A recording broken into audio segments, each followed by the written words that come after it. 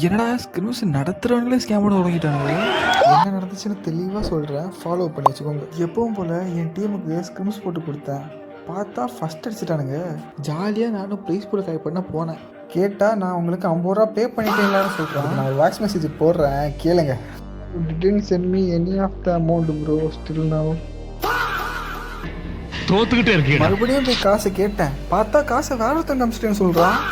கூட எனக்கு சந்தேகம் வரல. இதுக்கப்புறம் ஒன்று பண்ணுவானுங்க, சரிப்பட்டு வர மாட்டான். ஸ்லாட்டு போட்டவன்ட்டு போய் காசு கேட்டோன்னு சொல்லி கேட்க போனா காசெல்லாம் அவங்ககிட்ட முன்னாடியே கொடுத்துட்டேன்னு அவனே வந்து மெசேஜ் பண்ணுறான். வாழ்க்கையற பெரிய சோழர் பரம்பரை. இவர் ராஜராஜ சோழன், அவர் ராஜேந்திர சோழன். தஞ்சாவூருக்கே இவங்க 2 பேரும் தான் வாரிசு. சரி, இப்படியே போனால் அவன் தலையில் மிளகா அரைச்சிருவானுங்கன்னு ஒரு லைட்டாக ஒரு பிட்டை போட்டேன். அதே போல் நம்பிட்டான். காசு கொடுக்கலன்னா வராமல் போயிடுவாங்களோன்னு 150 20 ரூபா கழிச்சு 130 ரூபாட்டு தாரேன்னு சொல்லிட்டான். சரி, எதுக்கு 20 ரூபாய்க்கு சண்டை போட்டு கிடைச்ச வர லாபம்னு சொல்லி வாங்கிட்டேன். ஆள் தெரியல போட்டுருக்கு. நாங்கெல்லாம் சிங்கத்தோட உண்ணாக்க வெட்டுக்குன்னு பிடிங்க திங்கிறீங்கடா.